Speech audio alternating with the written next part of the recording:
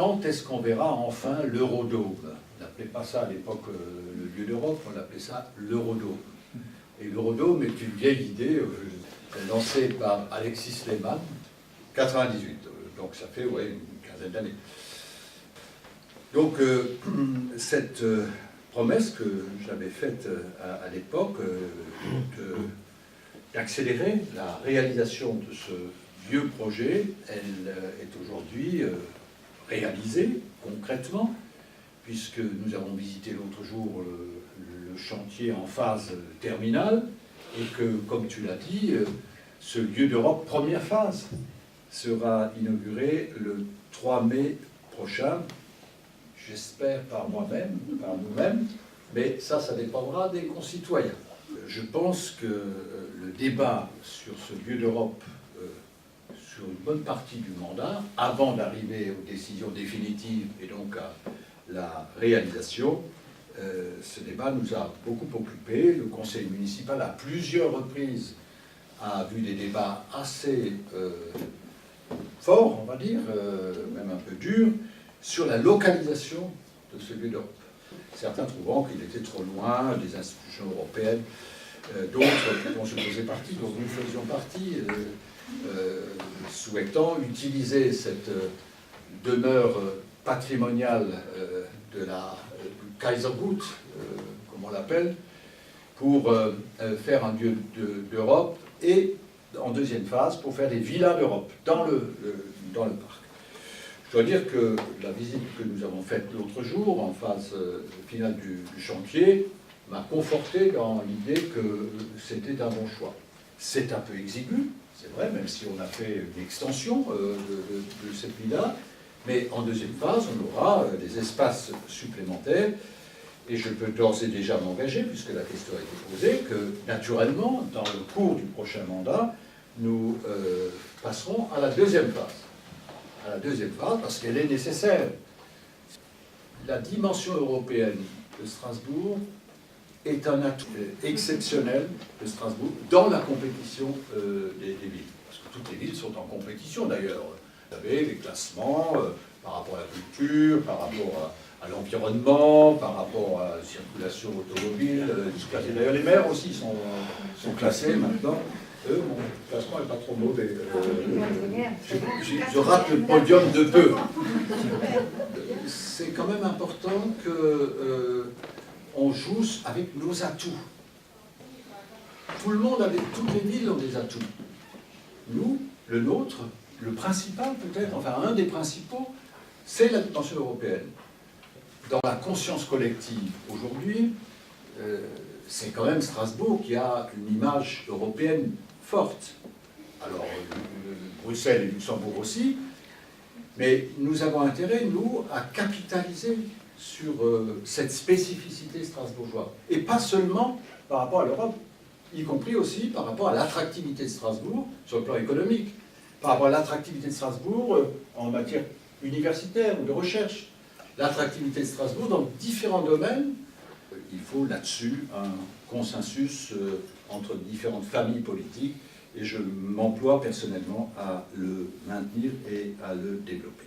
Alors, comment intéresser la population à la chose européenne, puisque vous dites effectivement que Strasbourg rayonne de par les institutions qu'elle porte, les faire participer, car c'est vrai que l'Europe ne fascine pas, c'est le moins que l'on puisse dire.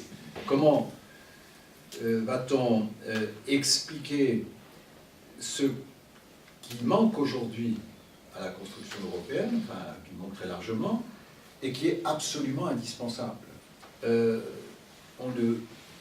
On va vers l'échec si on n'arrive pas à réinsuffler un esprit européen, une conscience d'appartenance à l'Union européenne, et je dirais une forme d'opinion publique européenne.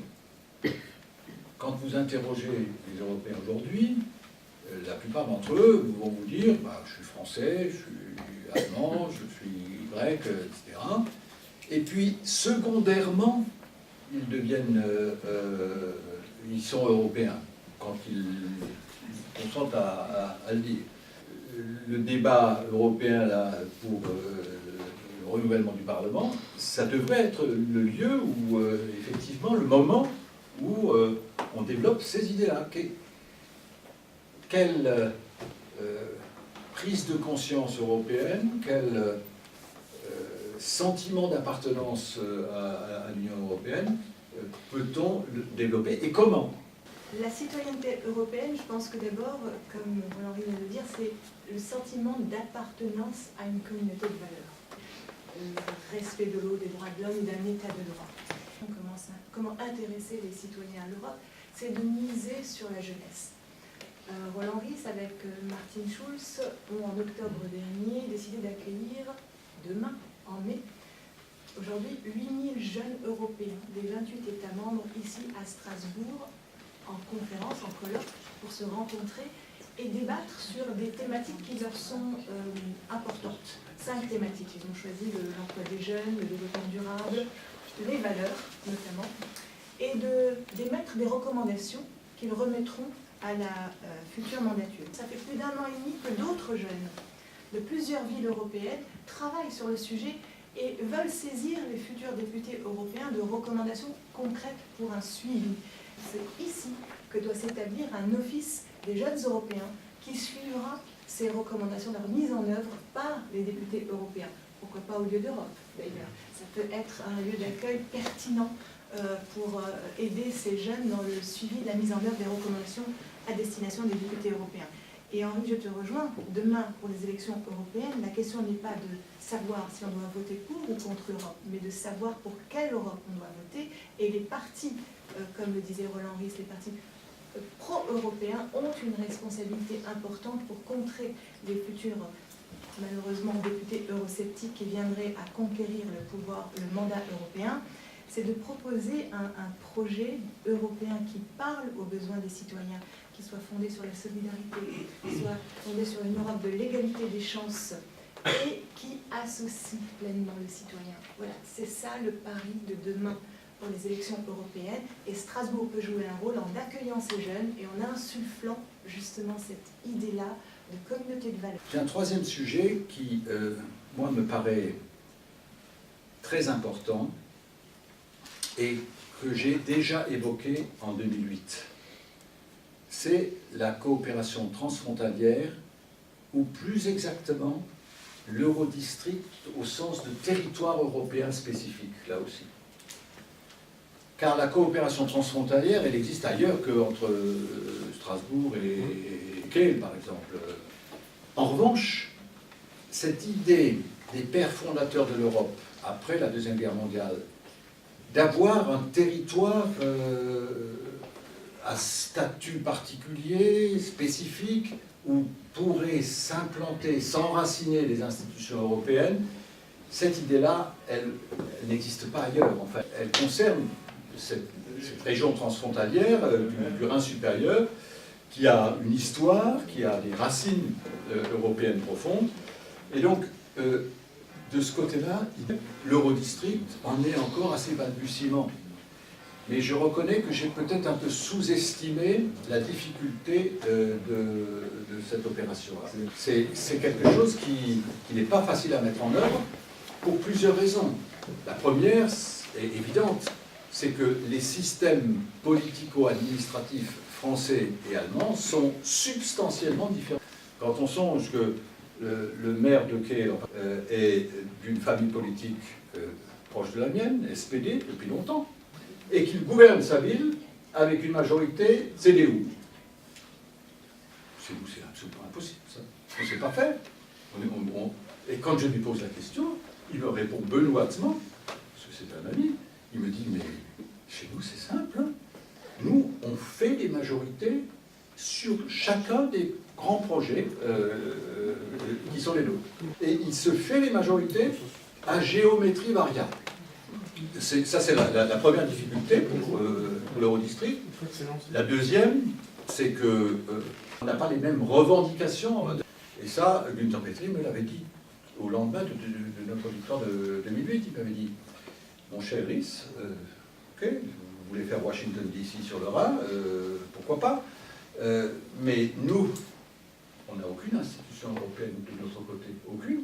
On a dit, mais nous, ce qui nous intéresse dans l'Eurodistrict, c'est la facilitation de la vie quotidienne des concitoyens allemands, français aussi bien sûr, et donc tout ce qui peut simplifier leur vie, ça nous intéresse. Et l'Eurodistrict, ça sert aussi à ça. Donc il y a les deux dimensions. Il y a la vie quotidienne des citoyens dans l'Eurodistrict, et puis il y a cette vieille idée d'avoir un territoire spécifique pour implanter les institutions européennes, les enraciner, si je puis dire, le Parlement et les autres, et puis peut-être en accueillir de nouvelles, l'Eurogroupe, enfin le Parlement de l'Eurogroupe, pourquoi pas. Alors, qu'est-ce que nous avons fait? Quelles sont les propositions que nous faisons pour le mandat qui vient? Premièrement, ça a été mis en place, mais il faut encore le faire fonctionner. Nous avons mis en place un lobbying professionnel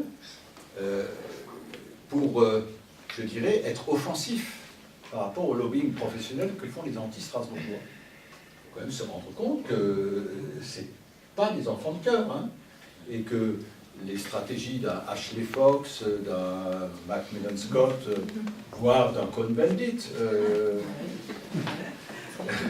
elles sont efficaces. Elles sont efficaces et ils arrivent à convaincre les parlementaires que, après tout, ils seraient mieux à Bruxelles qu'à Strasbourg. Opposé au lobbying professionnel des anti-strasbourgeois, un lobbying professionnel qu'il faudra payer. On a mis un crédit d'amorce aujourd'hui de 50 000 €, mais l'idée c'est d'inscrire ça dans le contrat triennal et d'avoir un vrai lobbying qui concernera la région Alsace, le département du Bas-Rhin, la ville et la communauté urbaine de Strasbourg, et l'État. Et l'État. Ça c'est extrêmement important. La ville de Strasbourg, ou la communauté urbaine, ou même la région, ou le département, excusez-moi, on ne fait pas le poids face au Parlement européen. On ne fait pas le poids. On a une grosse institution, et nous, une collectivité locale. Donc si on n'a pas l'aide de l'État pour, je dirais, conforter cette présence du Parlement européen à Strasbourg, la bataille est disproportionnée. Et que fait M. Hollande par rapport à ce dossier? Alors, il en parlait à plusieurs reprises. Dans les discours, il est, comme ses prédécesseurs, je défendrai jusqu'au bout la vocation européenne de Strasbourg, etc. On a pu mettre dans le marbre de la loi le contrat triennal, même si effectivement l'enveloppe qu'on a réussi à négocier est en dessous de ce que j'espérais. Je le dis très franchement.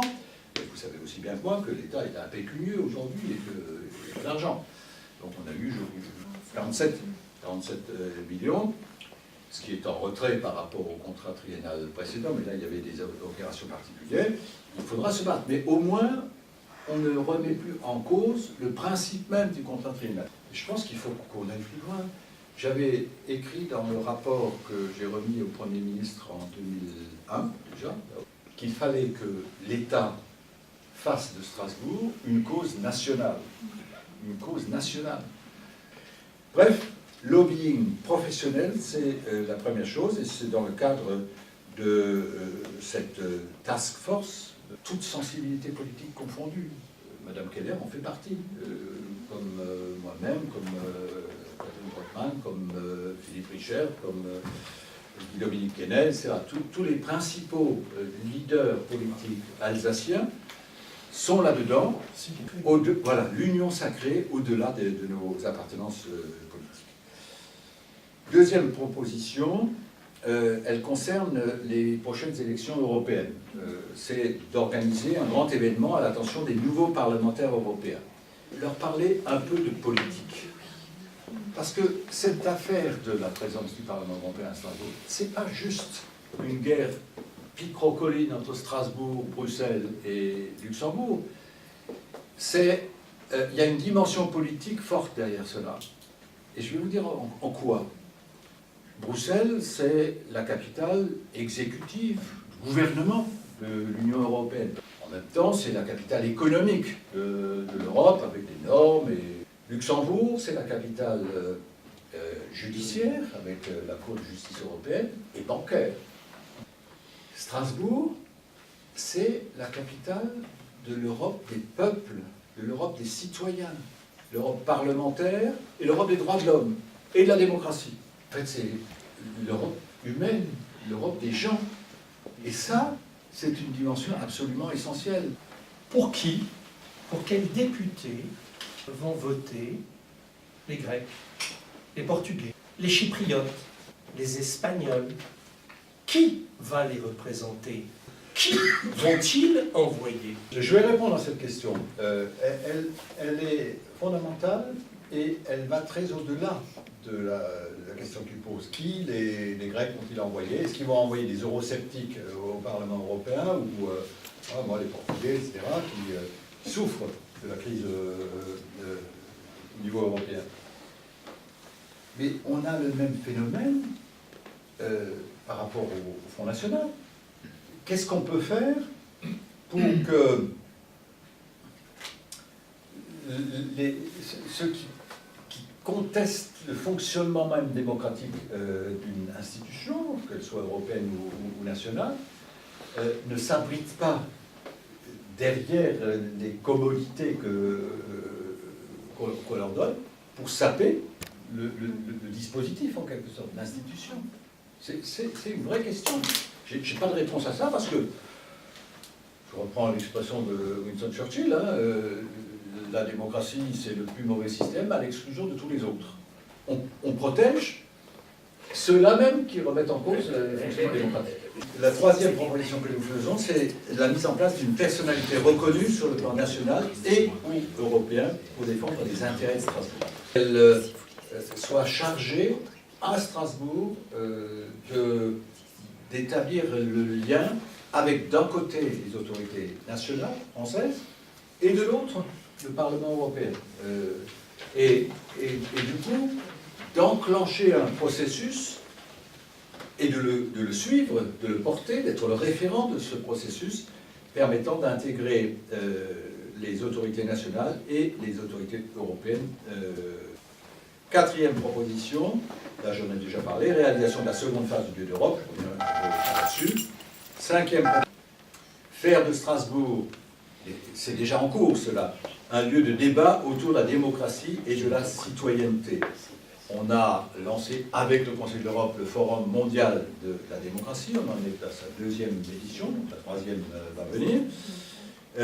On a lancé, avec un succès que je n'imaginais même pas au départ, grâce à Israël Nizan, le Forum européen de la bioéthique, remarquable. Alors, la sixième proposition concerne l'accueil du Parlement de la zone euro, donc ce que tu avais suggéré tout à l'heure. Ce Parlement, il existe d'abord, mais nous, je suis tout à fait d'accord pour qu'on soit candidat à cela. Ce n'est pas moi, maire de Strasbourg, ni les collectivités locales qui vont pouvoir décider de la création de ce Parlement de la zone euro. Certains y sont hostiles. Certains y sont hostiles. Je ne vais pas rentrer dans le détail, mais ça répond partiellement à ton interrogation de tout à l'heure. On sait bien qu'il y a deux conceptions de l'Europe. Il y a une conception de l'Europe comme zone de libre-échange. Les Anglais, c'est ce qu'ils voulaient au départ. C'est ce qu'ils voulaient. Ils étaient en dehors de l'Union européenne et ils sont rentrés pour... Et ils ont partiellement réussi quand même. Zone de libre-échange, ok, les circulation des personnes, des capitaux et des biens en toute liberté. Et puis il y a une autre conception, qui est plutôt la mienne, c'est d'avoir une construction politique qui intègre évidemment la dimension économique et la dimension financière, mais qui va au-delà. Je crois que c'est Jean Monnet qui disait « Si c'était à refaire », il devait dire ça dans les années 50, je commencerai par la culture. Mais quand il disait la culture, c'était aussi la politique, c'était privilégier la dimension politique. J'aime bien les Anglais, ils ont partiellement quand même imposé une certaine idée de la construction européenne, qui ne veulent pas de construction politique. La septième concerne l'Eurométropole, donc, qui doit voir le jour au 1er janvier 2015, donc très bientôt, dans 9 mois. Je précise juste que l'Eurométropole ne vient pas se surajouter au millefeuille institutionnel. C'est bien la nouvelle configuration de la communauté urbaine. qu'il faudra nourrir, à qui il faudra donner des contenus de compétences, peut-être au-delà de ce qu'a d'ores et déjà la communauté urbaine, même si la communauté urbaine a déjà de très larges compétences. Il y aura peut-être quelques compétences à négocier, je pense dans le domaine du social, avec le département, et elle doit avoir, et c'est pour ça d'ailleurs qu'elle s'appelle Eurométropole aussi, une dimension transfrontalière. Donc en réalité, l'idée c'est que on n'est plus affaire à deux collectivités qui se regardent en chien de faïence et qui s'observent et qui collaborent en quelque sorte, mais qui collaborent en aval. Alors que l'idée, c'est de les faire travailler ensemble en amont, arriver à des formes de codécision. On le fait un petit peu, quitte à les faire valider ensuite par les instances, je dirais, juridiques, réglementaires. Par exemple, la crèche, c'est un travail d'enfer. J'ai vu le dossier, il est épais comme ça, le dossier juste pour faire fonctionner une crèche transfrontalière de 60 enfants, dont 30 Strasbourgeois et 30 Pélois, là-bas sur les bords du Rhin. Cela, et l'Eurométropole devrait nous permettre peut-être d'être plus intégrés, d'avoir une vraie agglomération transfrontalière. L'extension du tram va dans ce sens-là. Et l'idée, c'est d'avoir une agglomération transfrontalière dont le Rhin et le fleuve traversant, comme la Seine et le fleuve traversant de Paris. 8e proposition, offrir au monde universitaire strasbourgeois un cadre propice à l'excellence. Alors là, je ne rentre pas dans le détail, c'est de la compétence, bien sûr, de l'université. Le plan campus, la maîtrise d'ouvrage du plan campus, c'est l'université avec l'aide des collectivités locales. Mais nous avons aussi deux directions, si vous voulez. D'un côté, les cofinancements des collectivités pour, je dirais, développer notre université unique. Et deuxièmement, accueillir correctement les étudiants et leur faciliter la vie quotidienne à Strasbourg, l'insertion dans la ville pendant la durée des études.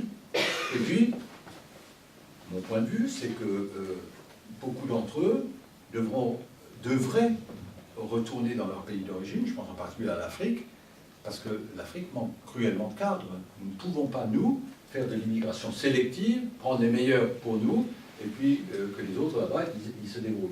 Je pense que ce serait très, très dangereux de faire cela, parce que la meilleure façon de lutter contre l'immigration sauvage et l'immigration mortelle à travers la Méditerranée, c'est de faire du co-développement, c'est de faire du développement sur place. Et donc, il faut qu'ils aient des médecins, il faut qu'ils aient des cadres, éventuellement formés dans nos universités ou dans les universités américaines ou canadiennes ou d'autres pays d'Europe. Mais ne pompons pas la substantifiquement intellectuelle ou humaine de ces pays en les laissant ensuite livrés à eux-mêmes. 9e proposition, faire de Strasbourg la 2e ville de congrès en France. Alors, vous avez tous vu le chantier du PNC, un chantier très important, 70 millions d'euros pour avoir un outil de promotion économique et d'attractivité pour les congrès nationaux et internationaux ici à Strasbourg. C'est aussi comme ça qu'on va attirer des entreprises à Strasbourg et donc développer l'emploi. La 10e proposition concerne le renforcement, on va dire, de la dimension touristique de Strasbourg. Je pense en particulier à toutes les opérations liées aux célébrations du millénaire de la capitale de Strasbourg. Oui, ça, c'est 2015, quelque chose qui est très très important.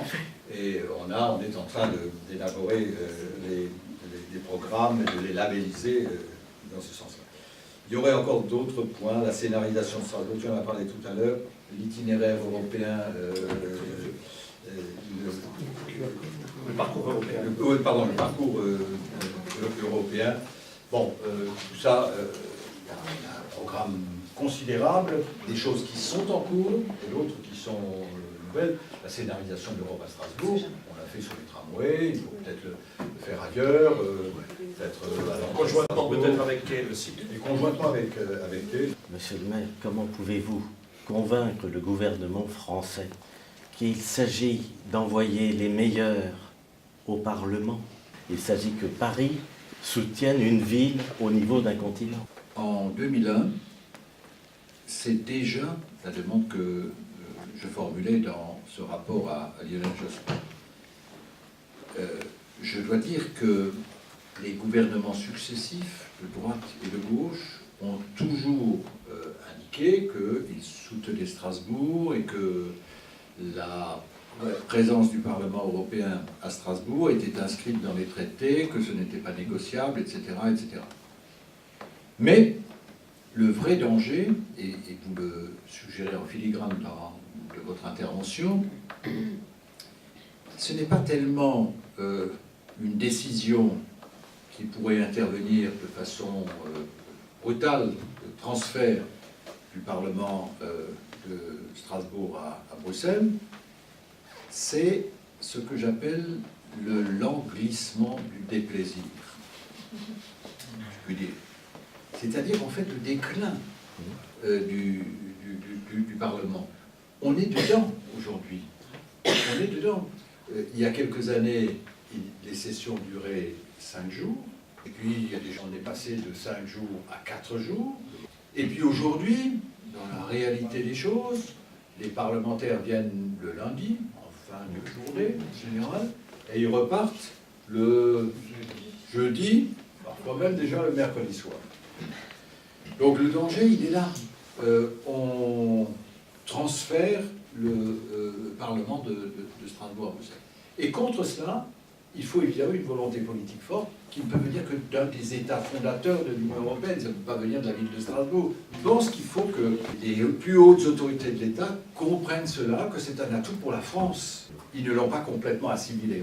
Moi, je verrais bien, à titre personnel, que le ministre délégué aux Affaires européennes siège à Strasbourg, et son bureau même à Strasbourg. Pourquoi pas?